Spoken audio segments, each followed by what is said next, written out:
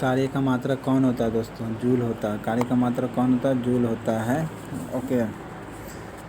तो इसका फार्मूला होता है न्यूटन मीटर जूल का। ओके, फार्मूला इधर न्यूटन मीटर जूल का। प्रकाश वर्ष मात्रक है दूरी का। ओके, प्रकाश वर्ष मात्रक है दूरी का। एम्पीयर धारा का। ओके, प्रकाश वर्ष मात्रक है दूरी का।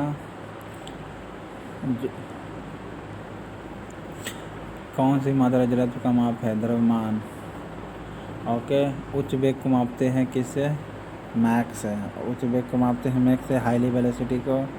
ओके, वेवलेंथ को मापते हैं एंगस्ट्रम से। प्रेशर को मापते हैं पास्कल से। एंड एनर्जी को मापते हैं जूल से।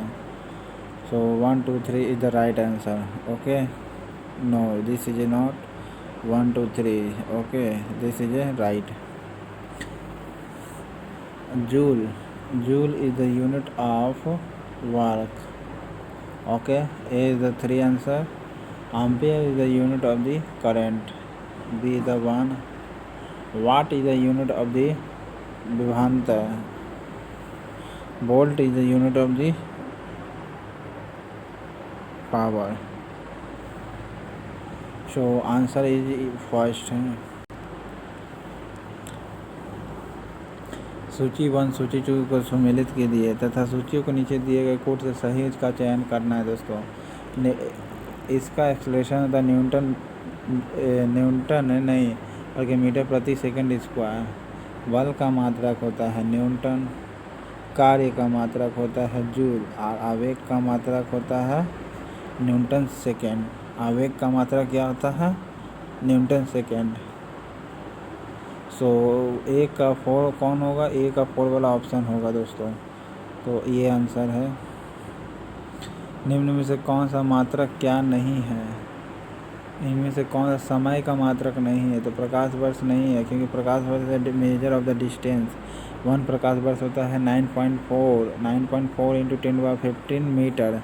Okay, nucleus size is 10⁻−15 metre nucleus size, but 1 प्रकाश इक्वल टू 9.46 इंटू 10⁻15 मीटर। खगोलीय दूरी को मापते हैं दोस्तों। पार्सेक की इकाई कौन है? पार्सेक डिस्टेंस मापा जाता है। पार्सेक से क्या मापा जाता है? दूरी को मापा जाता है। पार्सेक जो 31 ट्रिलियन किलोमीटर के आसपास है। एक पार्सेक बराबर 31 किलोमीटर ट्रिलियन किलोमीटर। कौन सा सम्मिलित नहीं है इसमें से? डेसिबल का यूनिट ध्वनि मापने के लिए किया जाता है। अश्व शक्ति शक्ति मापने के लिए। समुद्री भी नौ संचालन में दूरी के लिए किया जाता है। और सेल्सियस ऊष्मा की इकाई के लिए किया जाता है। सेल्सियस इज द गलत। ओके, हीट को सेल्सियस इज द मापने को आविष्कार स्वीडन के वैज्ञानिक सेल्सियस ने किया था। इस स्केल पर वायुमंडलीय दाब पर पिघलते शुद्ध बर्फ का ताप 0 डिग्री सेल्सियस तथा सामान्य वायु दाब पर उबलते हुए शुद्ध जल का 100 डिग्री सेल्सियस माने जाते हैं। और सामान्य वायु दाब बोला है दोस्तों, याद रखिएगा, माउंट एवरेस्ट वाला नहीं है। 100 डिग्री तथा 0 के और 100 के अंतराल के बराबर भागों में बांट कर मापकरण को किया जा सकता है। इस पैमाने का उपयोग वैज्ञानिकों ने किया था।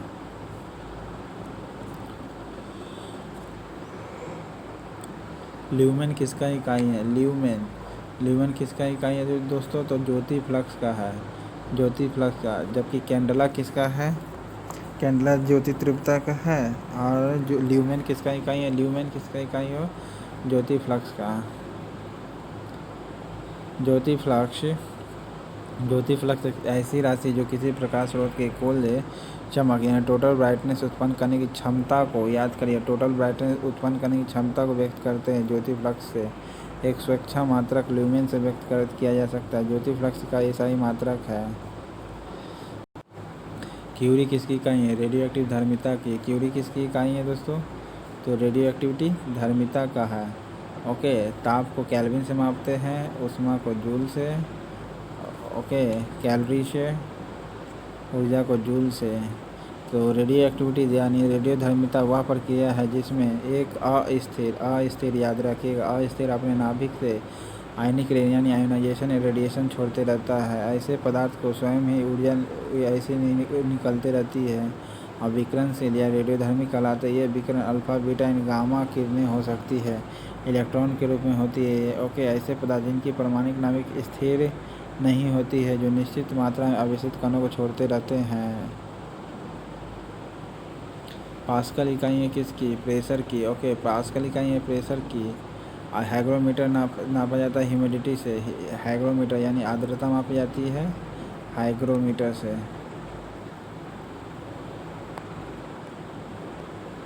ओके, पास्कल दबाव की एसआई व्युत्पन्न इकाई है। इसके साथ स्ट्रेस यंग्स मॉडल और तनाव स्ट्रेस की भी यही इकाई है। यह लंबवत बल प्रति इकाई क्षेत्र के बराबर न्यूटन प्रति वर्ग मीटर या जूल प्रति घन मीटर। इसे दैनिक प्रयोग में हवाई जहाज दबाव हेतु प्रयोग किया जाता है। कैंडेला मात्रक है किसका? ज्योति तीव्रता का। ओके, और ल्यूमेन किसकी इकाई है? ज्योति फ्लक्स का। कैंडेला किसका मात्रा है? ज्योति तीव्रता का। ज्योति तीव्रता ना कि प्रभाव का, ज्योति तीव्रता का। ज्योति तीव्रता का मात्रा कैंडेला है। मानक स्रोत के खुले मुख के 1 सेंटीमीटर क्षेत्र की ज्योति तीव्रता का 1/60वां भाग यह कैंडेला कहलाता है, जबकि स्रोत का ताप प्लैटिनम के गलनांक के बराबर होता है। जूल निम्नलिखित की इकाई है। जूल किसकी इकाई है? ऊर्जा की इकाई है। ओके, जूल किसकी इकाई है? ऊर्जा की है।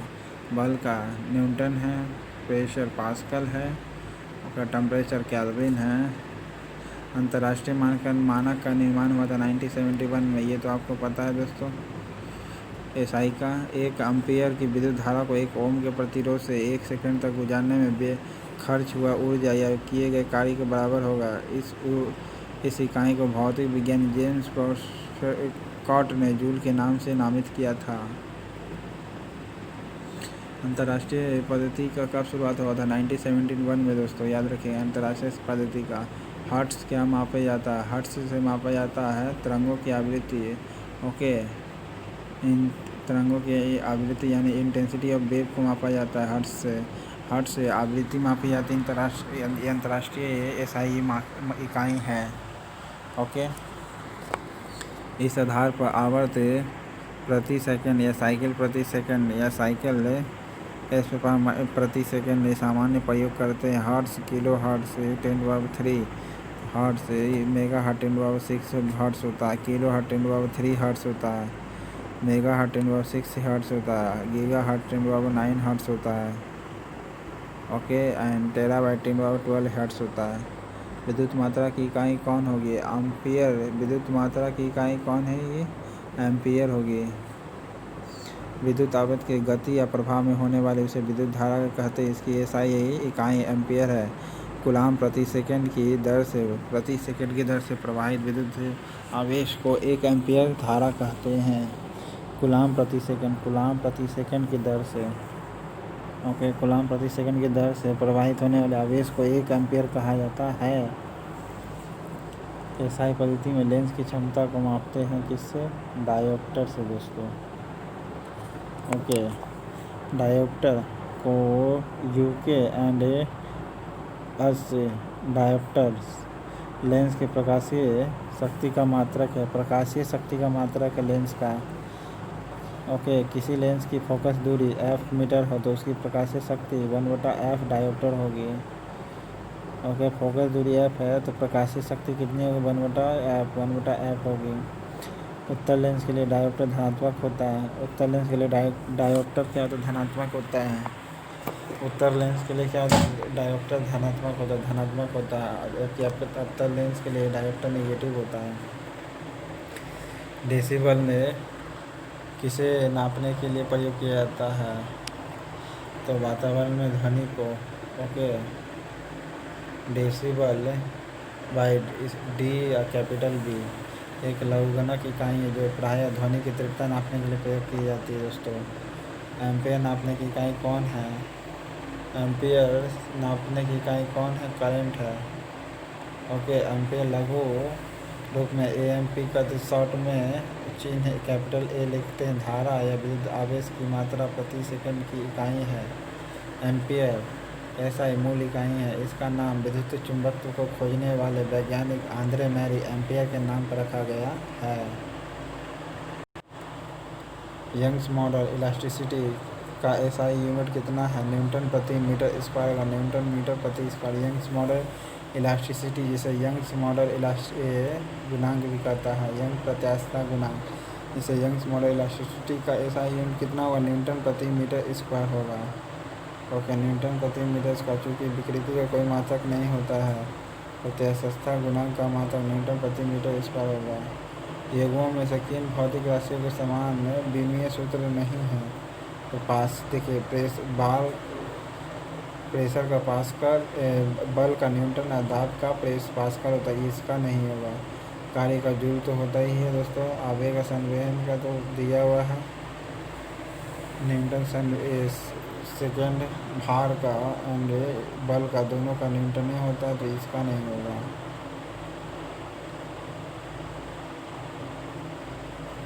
खगोलीय इकाई संबंधित है किससे? पृथ्वी और सूर्य के बीच की दूरी से खगोलीय इकाई। ओके, पृथ्वी और सूर्य के बीच की दूरी को खगोलीय इकाई कहते हैं।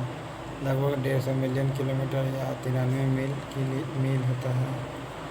कौन सी अविमीय राशि है? अविमीय राशि कौन है आपका?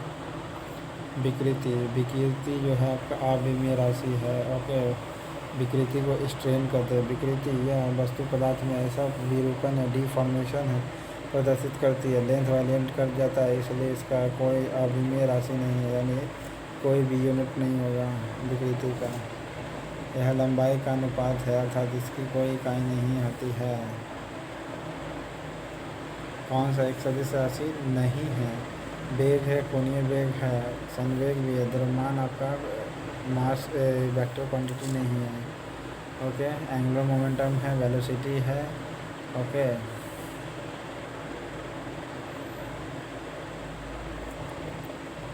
अदिश राशि कौन है इसमें से? अदिश राशि कौन है? तो अदिश राशि हो गया ऊर्जा आपका अदिश राशि है। ओके, जबकि संवेग, बल, आघूर्ण में ये आपका क्या है? वेक्टर क्वांटिटी है। जिन राशियों में सिर्फ परिणाम होता था उन्हें अदिश राशि कहते हैं। जैसे चाल दूरी केवल परिणाम होता है, डायरेक्शन नहीं होता, उसे ही कहते हैं अदिश राशि। कौन सी एक सदिश यानी वेक्टर क्वांटिटी है? वेक्टर क्वांटिटी आपका कौन होगा? संवेग होगा। ओके, संवेग एक वेक्टर क्वांटिटी है। कौन सी राशि सदिश नहीं है? कौन सी राशि जो सदिश यानी वेक्टर क्वांटिटी नहीं है? तो विस्थापन आपका वेक्टर क्वांटिटी नहीं, वेक्टर क्वांटिटी है। आयतन आपका वेक्टर क्वांटिटी नहीं है, आयतन आपका वेक्टर क्वांटिटी नहीं है। बाकी विस्थापन, वेग और बल ये सब वेक्टर क्वांटिटी है। Displacement, velocity and force, displacement velocity and force, displacement velocity and force are vector quantity. निम्नलिखित में से सदिश राशि कौन है? सदिश यानी वेक्टर क्वांटिटी कौन है? आपका वेग है। ठीक है, वेग आपका क्या है?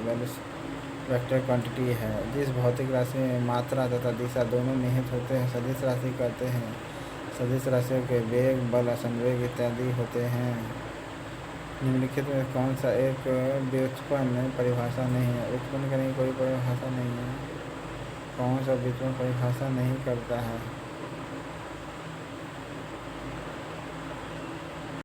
द्रव्यमान। किसी पदार्थ का अभाव मूलतः जिसके पदार्थ के विरोध करता है। सरल भाषा में जड़त्व का विरोध करता है। हमें किसी वस्तु का वजन या गुरुत्वाकर्षण के प्रति उसके आकर्षण या शक्ति का पता चलता है। किसी वस्तु को कौन सा एक व्युत्पन्न परिभाषा देता है? त्वरण ज्ञात करने का सही सूत्र क्या है? देखिए, इस आपका आंसर तो ये होगा, लेकिन इसको मैं ऐसे लिखता हूँ, कैपिटल V इक्वल टू इस initial velocity plus acceleration into T for time, this is A acceleration. Okay,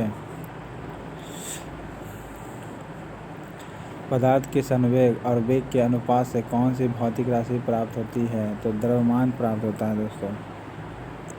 velocity का यूनिट क्या होता है? मीटर प्रति सेकेंड। ओके, और संवेग का मात्रा कौन होता है? Newton metre. ओके,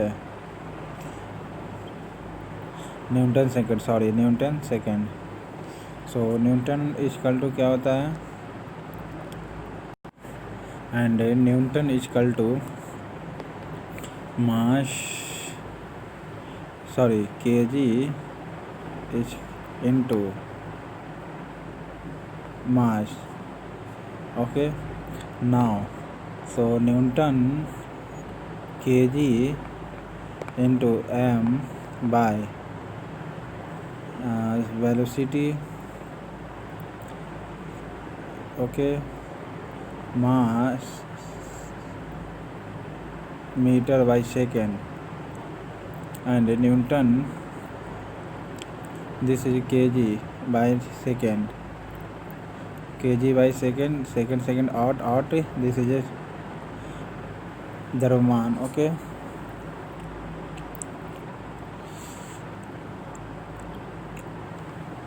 प्लांक के अचर में किसका आयाम होता है, प्लांक के अचर में किसका आयाम होता है, तो कोणीय गति का होता है या रेखीय गति का। प्लांक कांस्टेंट यानी प्लांक के अचर में किसका आयाम होता है, एंगुलर मोमेंटम का यानी कोणीय गति का। प्लांक के अचर में किसका आयाम होता है, कोणीय गति का यानी एंगुलर मोमेंटम का। एक झूले पर लड़की झूले पर बैठी है, झूला झूल रही है। अगर लड़की खड़ा हो जाए तो उसका दोलन आवर्तकाल यानी टाइम पीरियड क्या हो जाएगा, कम हो जाएगा। टाइम पीरियड क्या हो जाएगा दोस्तों, कम पड़ जाता है। घूर्णन करती एक गोल मेज पर अचानक एक लड़का अचानक बैठ जाता है तो कोणीय वेग उसका क्या हो जाएगा, कम हो जाएगा। ओके, एंगुलर मोमेंटम क्या हो जाएगा, घूर्णन कर रहा है। ओके, दिस इज घूर्णन कर रहा है ये, और इस पर आगे एक लड़का आगे बैठ जाता है तो इसका जो वेलोसिटी है ना, कोणीय वेग, ये क्या हो जाएगा, कम जाएगा। किसी चली हुई वस्तु के वेग को 2 गुना कर दिया जाए तो उसकी काइनेटिक एनर्जी 4 गुना हो जाएगा। ओके, काइनेटिक एनर्जी यानी गतिज ऊर्जा 4 गुना हो जाता है। क्यों, क्योंकि k बराबर 2 भी, तो v इक्वल टू 2 तो 4 गुना हो गया। किसी पिंड का द्रव्यमान तथा भार में अंतर क्या होता है, द्रव्यमान और भार में लॉस होता है। ओके, देखिए द्रव्यमान अपरिवर्तित रहता है, द्रव्यमान स्थिर रहता है जबकि भार परिवर्तनीय होता है। ओके, किसी पिंड के द्रव्यमान और भार में क्या अंतर होता है, देखिए द्रव्यमान हमेशा स्थिर रहता है जबकि भार परिवर्तन हो सकता है।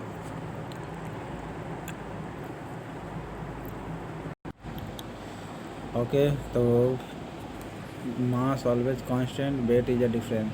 किसी भी स्थिर या गतिशील वस्तु की स्थिति और दिशा में तब तक कोई परिवर्तन नहीं होता है जब तक उसे बाह्य बल न सक्रिय हो जाए। यह न्यूटन का पहला लॉ कहलाता है। ओके, न्यूटन की गति के विषय के प्रथम नियम के अनुसार किसी भी स्थिर या वस्तु पर, स्थिर गतिशील वस्तु हो या स्थिर हो, उस पर जब तक कोई बाह्य बल नहीं लगा तब तक वो परिवर्तन नहीं हो पाएगा।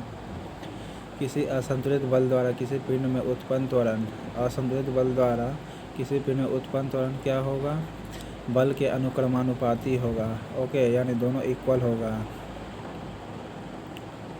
न्यूटन के गति के तीसरे नियम के अनुसार क्रिया एवं प्रतिक्रिया से संबंधित क्या है, हमेशा दोनों भिन्न भिन्न वस्तुओं पर ही लगे होने चाहिए। न्यूटन का तृतीय नियम के अनुसार कहता है कि बल के संगत एक बल जो उसके समान और विपरीत होगा, एक और बल है जो उसके समान और विपरीत होगा, न्यूटन ने इक्वल पर होगा दोनों। इस नियम को इस्तेमाल करके संवेग संरक्षण के नियम का दिया गया था, लेकिन असल में संवेग संरक्षण का अधिक मूलभूत सिद्धांत एक से अधिक है। प्रत्येक क्रिया के बराबर विपरीत दिशा में एक प्रतिक्रिया होती है, न्यूटन का तीसरा नियम कहलाता है। न्यूटन के तृतीय नियम कहलाता है। न्यूटन के तृतीय अर्थ है कि किसी बल के संगत बल का उसका समान विपरीत होता है, उसके बल किसी बल के संगत एक और बल उसके समान और विपरीत होता है। न्यूटन ने इस नियम को इस्तेमाल करके संवेग संरक्षण के नियम को वर्णन किया, लेकिन असल में संवेग संरक्षण एक अधिक मूलभूत सिद्धांत है। कई उदाहरण हैं, जल में तैरना न्यूटन की गति के किस नियम के कारण संभव है, जल में तैरना न्यूटन के तृतीय नियम के कारण संभव है। यह सोचना है कि प्रतिक्रिया क्रिया दोनों एक साथ होती है, एक समय दो अलग वस्तुओं पर लागू होती है। गति का तृतीय नियम यह इंगित करता है कि जब एक वस्तु किसी दूसरे वस्तु पर बल प्रयोग करता है तत्क्षण वह दूसरा वस्तु पहले वस्तु पर वापस बल लगाएगा। कोई पिंड तब तक विराम अवस्था में ही बना रहेगा, कोई पिंड तब तक विराम अवस्था में बना रहेगा जब तक कि उस पर बाह्य बल न लगा दे, न्यूटन का नियम कहलाता है। ओके, बल की परिभाषा को किसके आधार पर व्याख्यापित किया था? आर्किमिडीज ने क्या दिया था दोस्तों? आर्किमिडीज ने सिद्धांत जरा कमेंट बॉक्स में बताइएगा। ओके, व्हाट्सएप पर इसे शेयर कर दिया, रिपोर्ट हो कमेंट बॉक्स में बताइएगा दोस्तों, ठीक है। सो बल की परिभाषा को किसके आधार पर व्याख्यापित किया जा सकता है? तो गति के पहले नियम द्वारा। ओके, गति के पहले नियम द्वारा हम दर्शा सकते हैं कोई वस्तु विराम अवस्था में है तो वह विराम अवस्था में ही रहेगा। यदि उस पर एक समान गति से किसी रेखा में चल रही है तो वैसे ही चलती रहेगी जब तक कि उस पर कोई बाहरी बल लगाकर उसकी अवस्था में परिवर्तन न किया जाए, अर्थात सभी वस्तुएं अपनी प्रारंभिक अवस्था को बनाए रखना चाहती है। न्यूटन के प्रथम नियम को जड़त्व का नियम भी कहते हैं। वह बाह्य बल कारक है जिसके द्वारा किसी वस्तु की विराम अथवा गति की अवस्था में परिवर्तन किया जाता है। अतः न्यूटन की गति का प्रथम नियम की परिभाषा डेफिनेशन ऑफ फोर्स है।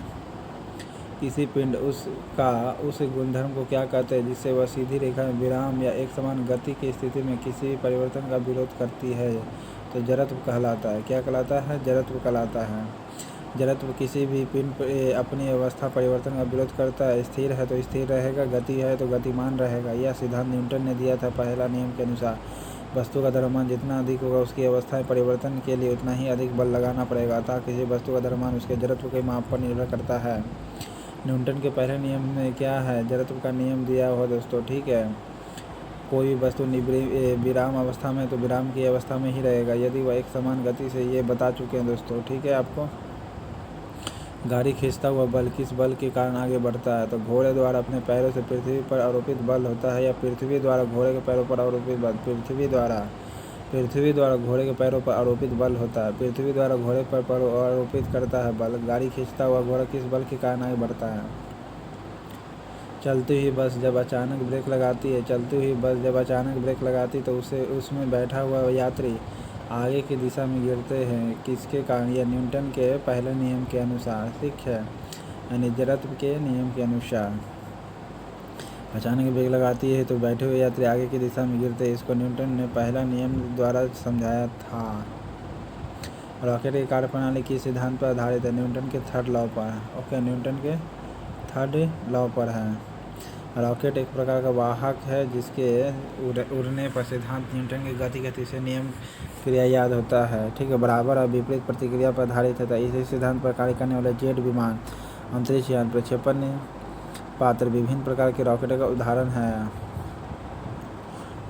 अश्व यदि एकाएक चलना प्रारंभ कर दे तो अश्वरोही के गिरने की आशंका आगे के कारण होता है, तो विश्राम जड़त्व के कारण होता है। किसके कारण? विश्राम जड़त्व के कारण। अश्व यदि एकाएक चलना प्रारंभ कर दे तो अश्वरोही के गिरने की आशंका का विश्राम जड़त्व होता है, जबकि एकाएक चलने के कारण अश्वरोही के शरीर के ऊपर का भाग जो स्वतंत्र होता है पीछे गिर सकता है, क्योंकि अश्वरोही के शरीर का ऊर्ध्व भाग विराम के जड़त्व के कारण विराम अवस्था में बना रहता है। क्रिकेट का खिलाड़ी तेजी से आती हुई बॉल को अपने हाथ को पीछे खींचकर क्यों पकड़ता है? क्योंकि बॉल विश्राम की स्थिति में आ जाता है, इसीलिए। बल का गुणनफल क्या होता है? Mass into acceleration.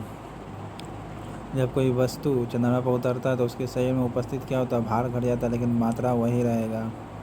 यदि हम भूमध्य रेखा से ध्रुवों की ओर जाते तो जी का मान हमेशा बढ़ता है, यानी आर्कटिक पर सबसे ज़्यादा होगा।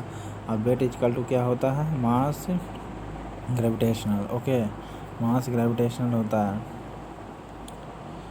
शरीर का वजन कहाँ होगा? ध्रुव पर अधिकतम होता है। ध्रुव पर क्या होता है? अधिकतम होता है। बिकॉज गुरुत्वीय त्वरण का मान ध्रुवों पर सबसे अधिक होता है, इसीलिए। भूमध्य रेखा पर सबसे कम होने के कारण भूमध्य रेखा में सबसे कम और ध्रुवों पर सबसे ज़्यादा होता है। भूमध्य रेखा पर सबसे कम होता है गुरुत्वीय त्वरण और भूमध्य रेखा पर सबसे कम ध्रुवों पर सबसे ज़्यादा होता है। मानव शरीर पिंड का भार ध्रुवों पर अधिक होता है, भूमध्य रेखा पर 0 होगा। भूमध्य रेखा पर कितना होगा? 0 होगा। पृथ्वी की सतह की तुलना में चंद्रमा की सतह पर अधिक ऊंचा क्यों उछल सकता है? क्योंकि चंद्रमा पर गुरुत्वाकर्षण के कारण त्वरण पृथ्वी की तुलना में कम होता है। ओके, कम होता है। चंद्रमा पृथ्वी पर एकमात्र उपग्रह है। चंद्रमा का गुरुत्वाकर्षण का मान पृथ्वी के गुरुत्वाकर्षण का 1/6 भाग है। किसी को चंद्रमा से पृथ्वी पर स्थानांतरित करने पर उसका भार क्या होता है? बढ़ जाता है, ठीक है, परंतु मात्रा अपरिवर्तित रहती है। कम गुरुत्वाकर्षण के कारण चंद्रमा पर वायुमंडल का अभाव होता है। चंद्रमा पर दिन का तापमान 100 डिग्री सेल्सियस और रात का 180 डिग्री सेल्सियस होता है। चंद्रमा का आकार पृथ्वी के आकार का 1/4 होता है। चंद्रमा के प्रथम को पृथ्वी के आने में 1.25 सेकंड लगता है। चंद्रमा के प्रकाश को 1.25 सेकंड लगता है। पृथ्वी के चारों ओर परिक्रमण के अलावा चंद्रमा अपनी धुरी पर भी घूर्णन करता है। चंद्रमा का 59% ही भाग ही दिखाई पड़ता है। 20 केजी के वजन को जमीन के ऊपर 1 मीटर की ऊंचाई पर रखने पर किया गया कार्य 0 होगा। क्यों? क्योंकि Fs cos थीटा होता है। Fs cos थीटा होता है वर्क इक्वल टू mg। जब तक डिस्प्लेसमेंट नहीं होगा तब तक हम कैसे कह देंगे कि वर्क हुआ है। ओके, किसी व्यक्ति द्वारा उसी प्रकार दीवार को भी विस्थापित अगर नहीं करते हैं, एक दूसरी जगह नहीं ले जाते हैं, तो क्या होगा? डिस्प्लेसमेंट 0 हो जाएगा, यानी वर्क 0 हो जाएगा। किसी व्यक्ति की दीवार को धक्का देता है तो विस्थापित करने में असफल रहता है, तो इसका मतलब कोई कार्य नहीं किया है। ओके, पहाड़ी पर चढ़ता एक व्यक्ति आगे की ओर क्यों झुकता? अपना अस्तित्व बढ़ाने के लिए। पीसा की ऐतिहासिक मीनार तिरछी होते हुए नहीं गिरती है। क्यों? क्योंकि इसका गुरुत्व केंद्र से होकर जाने वाली ऊर्ध्वाधर रेखा आधार से होकर नहीं जाती है और जो होकर जाती है। गुरुत्व केंद्र से होने वाली ऊर्ध्वाधर रेखा आधार से होकर जाती है। ओके, गुरुत्व केंद्र से होकर जाने वाली ऊर्ध्वाधर रेखा जो है आधार से होकर जाती है। जाड़े की रातों में अत्यधिक ठंड पड़ने पर पानी की पाइपें क्यों फट जाती है? क्योंकि टेम्परेचर घटने से उसका क्या होता है? वॉल्यूम बढ़ता है। जमने के बाद पानी कठोर हो जाता है। नहीं, जमने के बाद पानी का आयतन बढ़ जाता है। सही बात है, जमने के बाद पानी का आयतन बढ़ जाता है। क्योंकि 4 डिग्री से 3 डिग्री सेल्सियस तक जाएगा तो पानी का जमना चालू हो जाता है, घनत्व बढ़ना, जल का घनत्व घटेगा, जल के आयतन में वृद्धि होगी, डेंसिटी घटेगा तो वॉल्यूम बढ़ेगा। ओके, पानी से भरी डाट लगी बोतल जमने से टूट जाती है। क्यों? क्योंकि जमने पर बोतल सिकुड़ती है नहीं, बल्कि जो जमने पर आयतन बढ़ जाता है। जमने पर जल का आयतन क्या होता है? बढ़ जाता है, डेंसिटी घटती है। ओके, डेंसिटी घटती है। जल के आयतन में क्या परिवर्तन होगा कि तापमान 9 डिग्री से लेकर 3 डिग्री तक होगा। तो पहले आयतन में डिक्रीज करेगा फिर बढ़ेगा, ठीक है। आयतन में पहले घटेगा फिर बाद में बढ़ेगा। क्योंकि 4 डिग्री जल का घनत्व 4 डिग्री सेल्सियस पर सबसे अधिक होता है, जल का आयतन सबसे कम होता है, क्योंकि घनत्व का आयतन के बीच का अनुपाती होता है। 9 डिग्री से 4 डिग्री तक घनत्व बढ़ने के कारण आयतन घटेगा, जबकि 4 डिग्री से 3 डिग्री सेल्सियस तक जमने की प्रक्रिया के दौरान जल का आयतन घटेगा। ओके, घनत्व घटेगा जबकि आयतन बढ़ेगा। एक झील में तैरने वाली इस्पात की नाव के लिए नाव द्वारा विस्थापित पानी का भार कितना होगा? नाव के इस भाग के भार के बराबर होगा जो झील के पानी की सतह के नीचे होगा। ओके, किसी कालीन की सफाई के लिए यदि उसे छड़ी से पीटा जाए तो कौन सा नियम लागू होता है? जड़त्व का न्यूटन का पहला नियम। ओके, लॉ ऑफ इनर्शिया का सड़क पर चलने की अपेक्षा बर्फ पर चलना कठिन क्यों होता है? फ्रिक्शन के कारण। बर्फ में सड़क की अपेक्षा घर्षण कम होता है, ठीक है। बर्फ में सड़क की अपेक्षा घर्षण कम होता है, इसलिए सड़क पर चलना आसान होता है और बर्फ पर मुश्किल, क्योंकि पृथ्वी पर उसकी और याद रखें बर्फ हमेशा विद्युत का कुचालक है दोस्तों। बर्फ क्या है? बर्फ आपका विद्युत का कुचालक है। बर्फ क्या है? आपका विद्युत का कुचालक है। रोड़ी युक्त सड़क की तुलना में बर्फ पर चलना कठिन क्यों होता है? घर्षण के कारण। बर्फ पर घर्षण बल रोड़ी की तुलना में कम होता है। ओके, बर्फ तथा पैर के मध्य घर्षण बल रोड़ी या पैर के मध्य घर्षण बल की तुलना में कम होता है। ओके, सड़क पर चलने में हमें आसानी होती है क्योंकि पृथ्वी पर इसकी खुरदरी होता है। और याद रखिए, जिसका खुरदुरा और कलानुमा होगा वह हीट को ज़्यादा ऑब्जर्व करता है दोस्तों। ये भी इसकी सतह खुरदरी होने के कारण ही हम उस पर पैर से झटका देकर पृथ्वी के पीछे ढकेलते हैं और न्यूटन के तृतीय नियम के अनुसार हम आगे बढ़ते हैं। देखिए दोस्तों, इसको व्हाट्सएप पर शेयर कर दीजिए। रिपोर्ट एरर हो कमेंट बॉक्स में बताइएगा, ठीक है। क्या क्या सुधारना है? टेक्निकल फॉल्ट आने के कारण बहुत सुधारना ही पड़ता है बार बार दोस्तों। लकड़ी के सिलेंडर कार पात्र को खींचने की जगह लुढ़काना आसान होता है। लकड़ी के सिलेंडर कार पात्र है उसको खींचने की जगह लुढ़काना आसान होता है। क्यों? लुढ़कन अवस्था वाला घर्षण बल फिसलन अवस्था के घर्षण बल की तुलना में बहुत कम होता है। लुढ़कन वाला घर्षण बल कम होता है। लुढ़कन वाला घर्षण बल कम होता है फिसलन की तुलना में। ओके, इसलिए लुढ़काना आसान होता है। लकड़ी के सिलेंडर कार पात्र को खींचने की जगह लुढ़काना आसान होता है क्योंकि लुढ़काना अवस्था घर्षण बल फिसलन अवस्था के घर्षण बल की तुलना में बहुत कम है। एक नदी में चलता हुआ जहाज समुद्र में आता है तब जहाज का स्तर क्या होता है? तो थोड़ा ऊपर उठ जाएगा।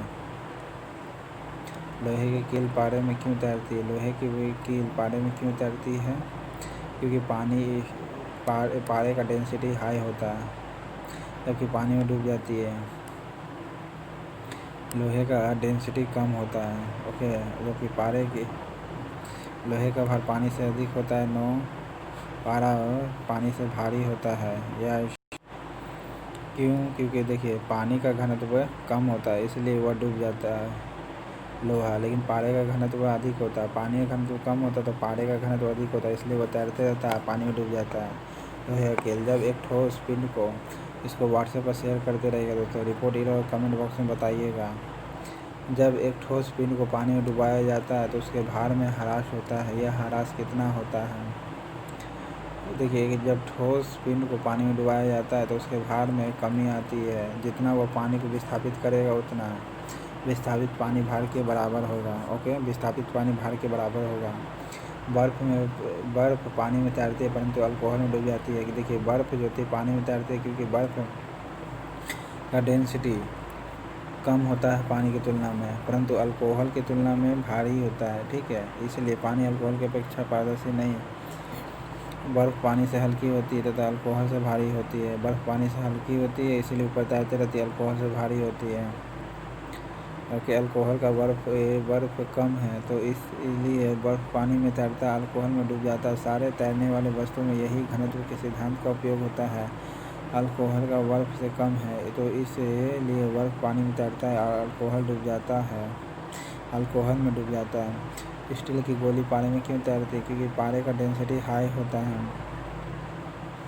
ओके, पारे का डेंसिटी हाई होता है इसलिए वह तैरते रहता है। स्टील की गोली पारा पर तैरती है क्योंकि इसका घनत्व हाईली होता है, 8 ग्राम प्रति घन सेंटीमीटर होता है। पारे का 13.8 होता है। ओके, 8 ग्राम प्रति घन सेंटीमीटर होता है, मतलब सघन पारा का बिरल स्टील तैरते रहता है। एक लोहे की गेंद पारद या मरकरी से भरी बाल्टी में गिराई जाती है। एक लोहे की गेंद पारद या मरकरी से भरी हुई बाल्टी में गिराई जाती है तब क्या होगा? पारे की सतह तैरेगी। लोहे की गेंद पारद या मरकरी में गिराते हैं तो लोहा जो है ना यानी गेंद जो है तैरेगी, पारे की सतह पर तैरती रहेगी। ओके, पारे की सतह पर तैरती रहती है। किस तापक्रम पर जल